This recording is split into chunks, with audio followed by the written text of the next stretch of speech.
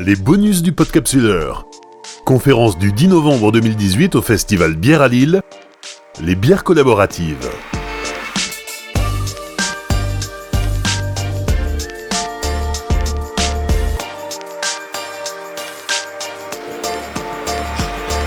Bonjour à tous, deuxième conférence de cet après-midi sur ce festival Bière à Lille avec comme sujet maintenant les bières collaboratives. Vous avez raté la première conférence, c'est pas grave, vous la retrouverez en podcast, on vous expliquera tout ça. Donc les bières collaboratives, pour nous en parler, Benoît de la brasserie La Pleine Lune. C'est moi. Vous ne connaissez peut-être pas, c'est normal, il est dans la Drôme. Mais en repartant d'ici, vous connaîtrez forcément, vous irez déguster un peu ce qu'ils font. J'ai pas goûté, mais il paraît que c'est bien. Je dis, les gens vont pouvoir aller déguster ce que tu fais. J'ai pas encore goûté, mais il paraît que c'est bien. Dont de collaboration. Voilà, et puis Olivier de la brasserie lilloise, qui brasse notamment la Lidérique et qui a brassé cette année la bière du Bal. Il y a eu en fait deux brasseurs de la région qui ont été sollicités pour brasser cette bière collaborative. La brasserie lilloise pour la partie bière en fût et la brasserie Wall à Ouascal pour la bière en bouteille, la bière du Bal. Voilà, alors peut-être pour commencer, Benoît, parce que toi les bières collaboratives, ça fait quelque temps que tu t'y es mis et c'est quelque chose que tu apprécies particulièrement. Tu peux rester assis, hein. C'est un truc que tu apprécies particulièrement. T'en fais quoi, 10 par an? Non, alors j'en ai fait jusqu'à 10 par an. Malheureusement, le temps manque. Ma première collaboration, je l'ai fait en 2011 avec la brasserie du Pays Flamand. Donc à l'époque à Blaringhem. On était deux potes, on s'est croisés comme ça dans un festival et on s'est dit tiens, et si on brassait ensemble, on fait un peu les mêmes styles de bière, on a la même vision de la bière, ce sera intéressant. Et puis au fur et à mesure, je suis donc venu à Blaringhem, j'ai découvert le Nord, que je ne connaissais pas à l'époque. Le Nord, plus on le découvre, plus on l'aime.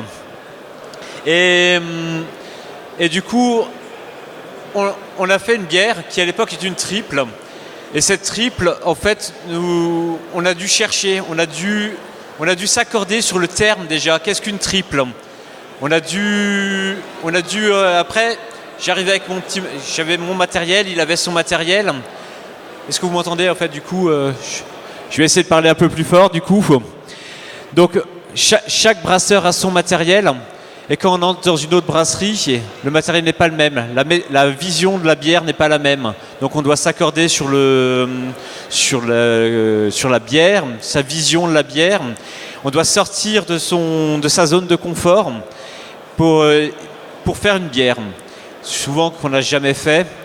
Et c'est intéressant là, pour moi les collaborations parce on sort de sa zone de confort.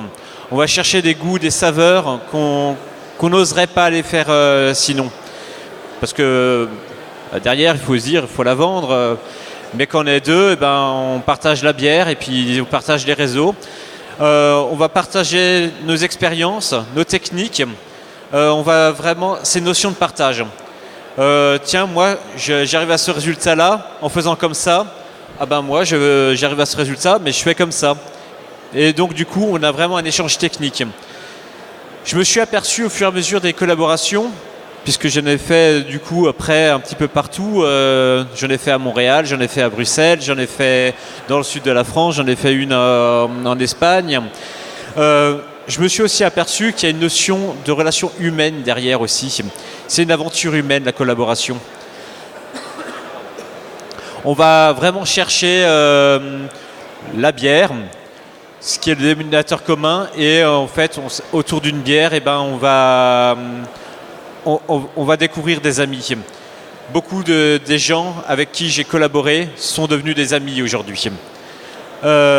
J'ai collaboré avec des brasseries, mais j'ai aussi collaboré avec des brasseurs amateurs, c'est-à-dire des gens qui n'ont pas de brasserie. On a fait des collaborations comme ça, donc ça sort un petit peu du cadre complet. Mais c'est intéressant. On a fait des collaborations aussi avec des gens qui nous demandaient de faire une bière pour eux, qui aurait pu être une bière à façon finalement. Et finalement, on a collaboré avec eux, on leur a dit « Mais vous faites quoi ?» Oui, vous êtes je viens d'en faire une avec un viticulteur là. Donc ça sort du cadre brassicole complet. Là, avec un viticulteur, il a amené son mou de raisin. J'avais mon mou de vin.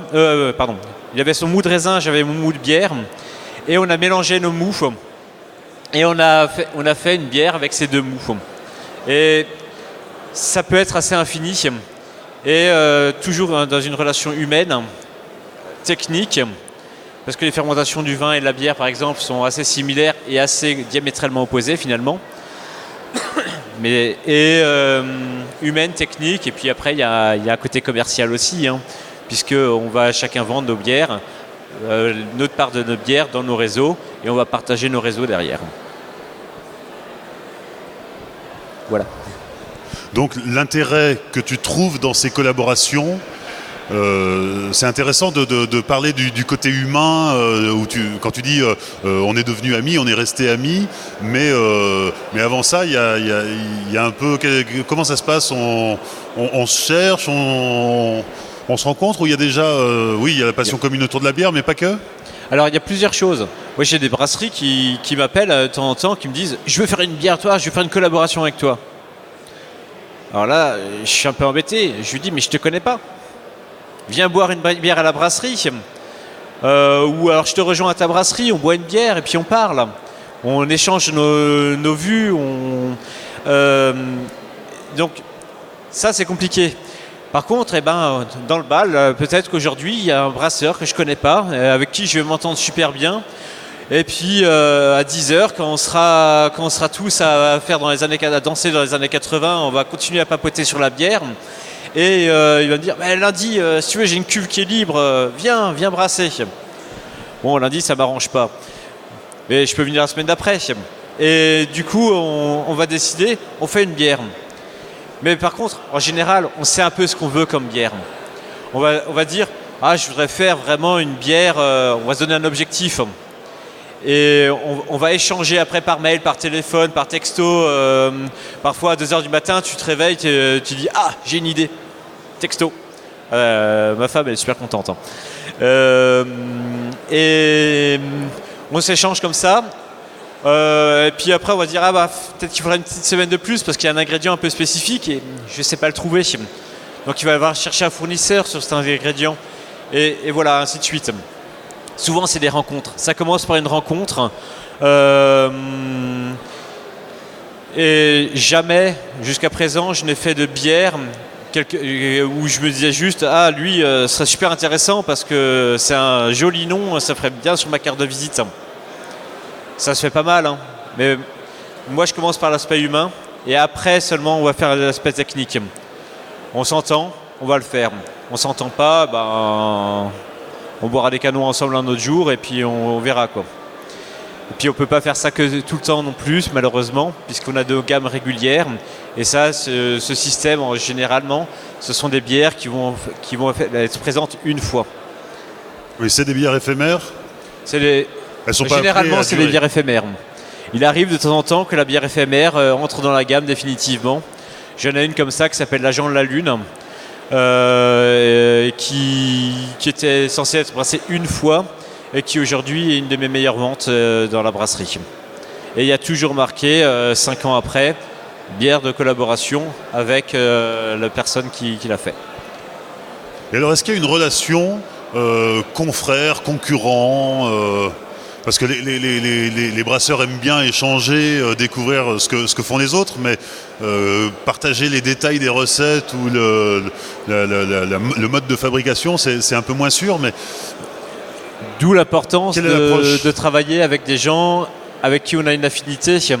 On n'échange pas forcément avec le voisin qui a juste envie qui peine un petit peu. Ça arrive, on a un voisin qui peine un petit peu, qui lui va pas, il comprend pas trop comment ça marche.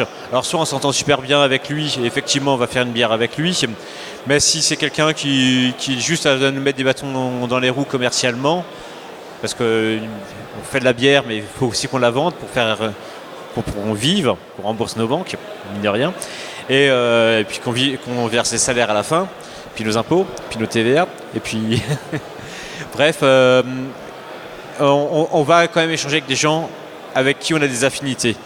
C'est sûr que le gars qui a une belle vitrine, il peut avoir la plus belle vitrine du monde. Si jamais il m'appelle et que je le connais pas, que j'ai pas envie de bosser avec lui, je bosserai pas avec lui, hein, c'est tout. Je vais pas chercher midi à 14h. Et côté consommateur, comment c'est perçu ces bières collaboratives ? Dans un premier temps, c'est un peu compliqué. Il y a 6 ans, 7 ans, c'était très compliqué à expliquer le concept. Pourquoi on a fait ces bières, pourquoi il y a cette bière-là et qu'elle ne sera plus là après. Et puis maintenant, souvent, on me demande, mais t'as quoi comme nouveauté, t'as fait quoi comme collaboration. Souvent, c'est les bières qui sont un petit cran au-dessus aussi, dans un premier temps, parce qu'on va chercher un peu l'excellence. Et donc, du coup, ils attendent les nouvelles collaborations. Ils vont avoir un lager, ils vont avoir un IPA qu'on a toute l'année. Et ils seront contents d'avoir sur leur 3e bec ou sur le Reyes du rayonnage une collaboration qu'on a fait et qu'on va venir partager avec vous. Alors, on va passer la parole à Olivier.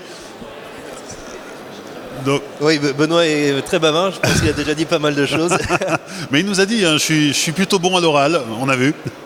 Tout à fait. Non, mais sur la bière du bal, donc c'est une bière événementielle qui a été brassée pour cet événement, c'est-à-dire qu'elle est distribuée depuis le début de la semaine dans les cafés de la région, enfin de Lille en tout cas. Ça a été même un tout petit peu plus loin que Lille. On est descendu, je me souviens plus, jusqu'à Amiens, puisque bon, ça reste métropole lilloise. L'idée, c'était de faire une bière pour l'événement et finalement d'avoir un produit que l'on peut retrouver exceptionnellement sur une courte durée et qui fait finalement quelque part le teasing pour le grand final qui était ce week-end, samedi-dimanche. Alors comment ça s'est passé ? Qui a collaboré avec qui et réponds d'abord à ça. Qui a collaboré avec qui ? Qui a collaboré avec qui ? Alors, peut-être avant de dire qui a collaboré avec qui, c'est forcément une idée des organisateurs du bal, l'assaut du bière à Lille, qui voulait avoir sa bière pour l'événement, parce que c'est sympa d'organiser toute une semaine où toutes les brasseries viennent faire des événements métropole lilloise, des tap takeover, des accords mets et bières, mais ils voulaient aussi avoir leur bière. Alors, ça avait déjà été fait l'année dernière. Et donc, ils ont demandé aux brasseries de la métropole lilloise qui avait envie finalement de faire cette bière collaborative, parce que forcément, tout le monde n'a pas forcément envie. Et au final, on a été 7 à se retrouver, 7 brasseries de la région. Donc, on a l'atelier des brasseurs, on a microbrasserie Barboteur, on a brasserie Hardy, on a brasserie Wall, Mounadas qui est nous, brasserie lilloise. Et donc, on s'est retrouvés tous autour de la table en se posant la question, finalement, qu'est-ce qu'on fait comme bière ? Et donc ça, c'est déjà le gros point qui n'est pas forcément tout simple, parce qu'on n'est pas juste 2 à échanger, on est 7. On est 7 brasseries à essayer de sortir un cahier des charges. Alors forcément, à 7, à 2, avoir une idée commune, on y arrive encore assez facilement. À 7, c'est un peu plus compliqué. Mais après, il suffit de dire pour qui on l'a fait, pourquoi est-ce qu'on l'a fait.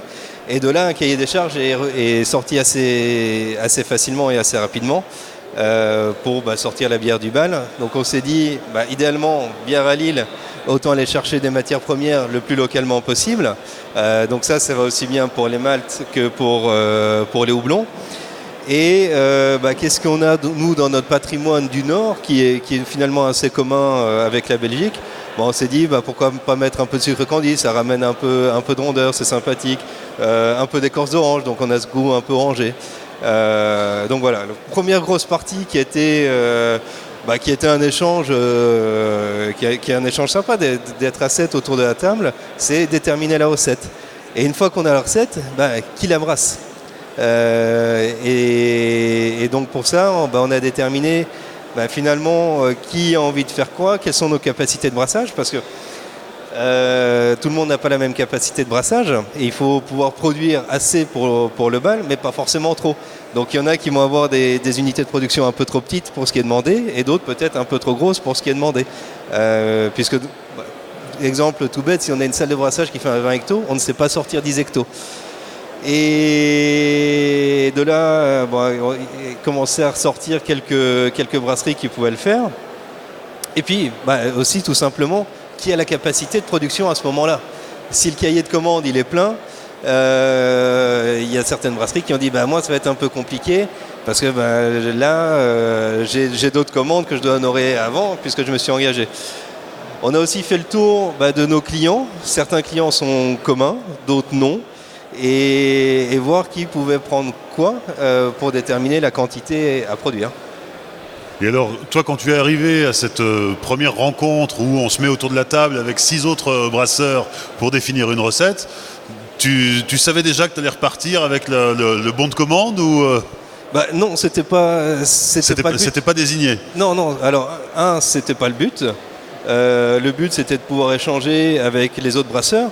Alors bon, ils sont tous de la métropole lilloise, donc forcément, on se connaissait déjà tous ensemble, donc c'est toujours sympa de pouvoir se retrouver. Mais l'idée, c'était vraiment d'échanger et puis de voir ce qu'on avait envie de faire ensemble.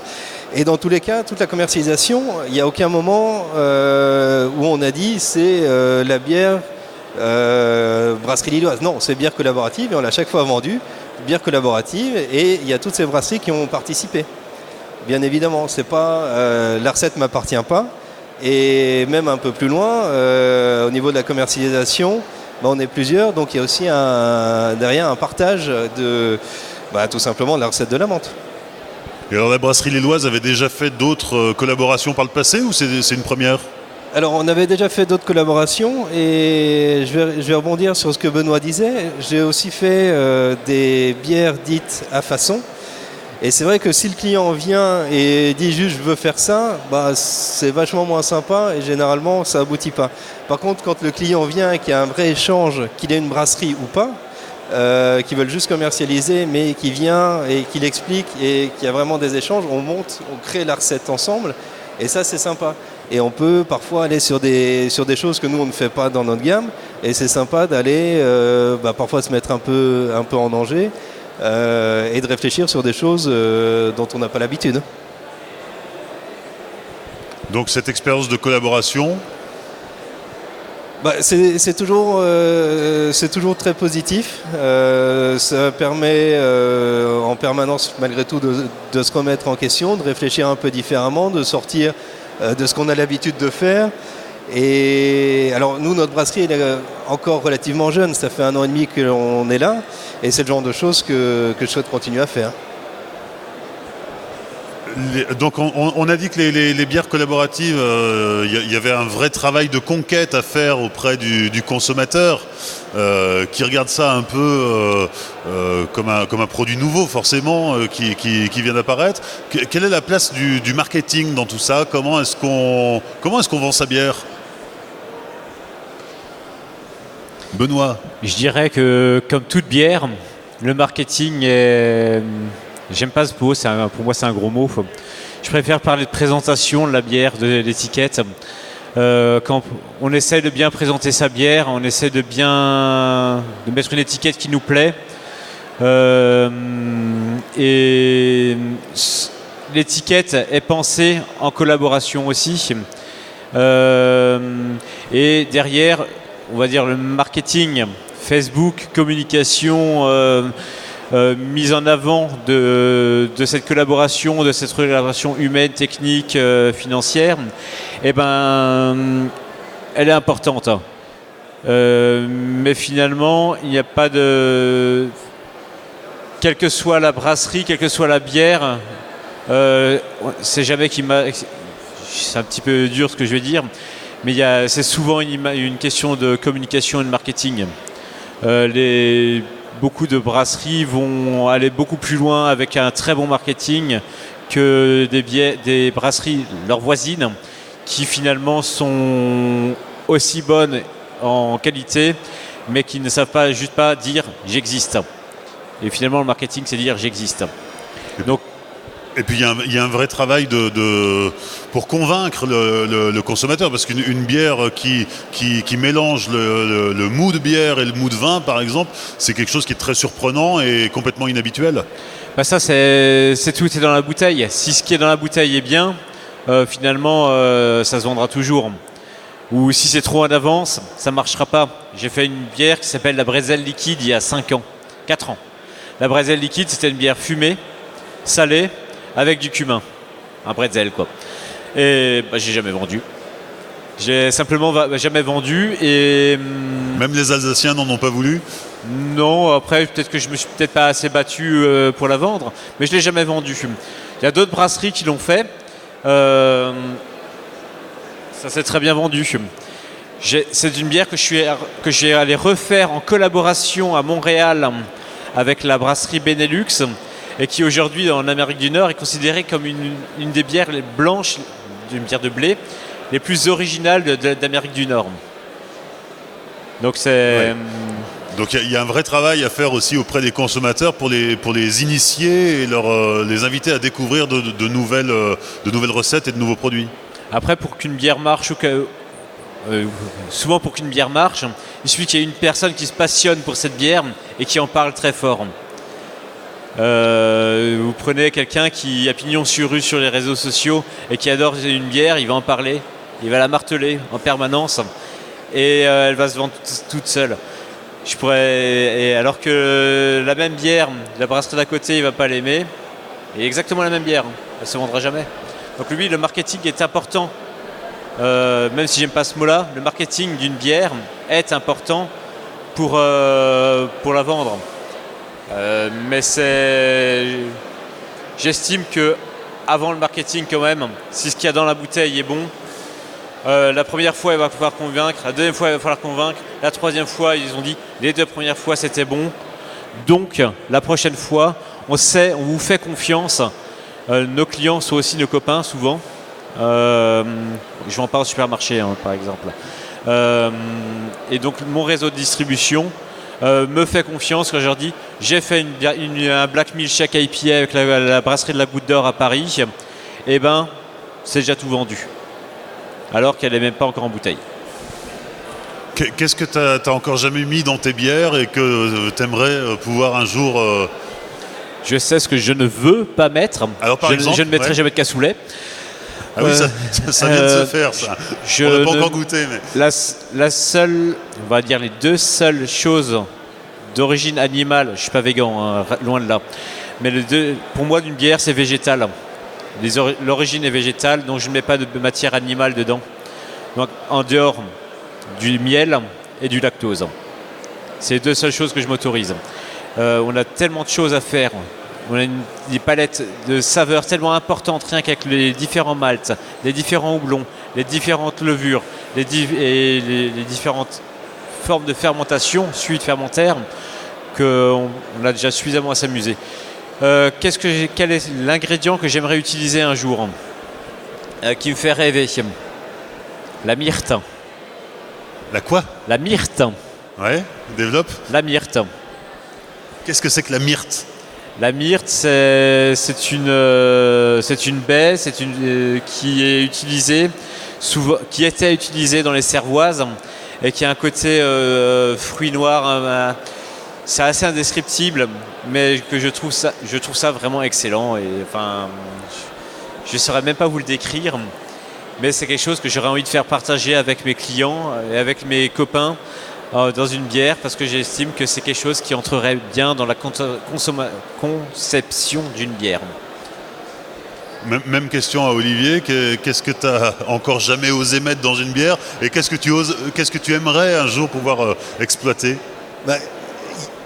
Il y a vraiment beaucoup de choses que l'on peut exploiter dans les bières.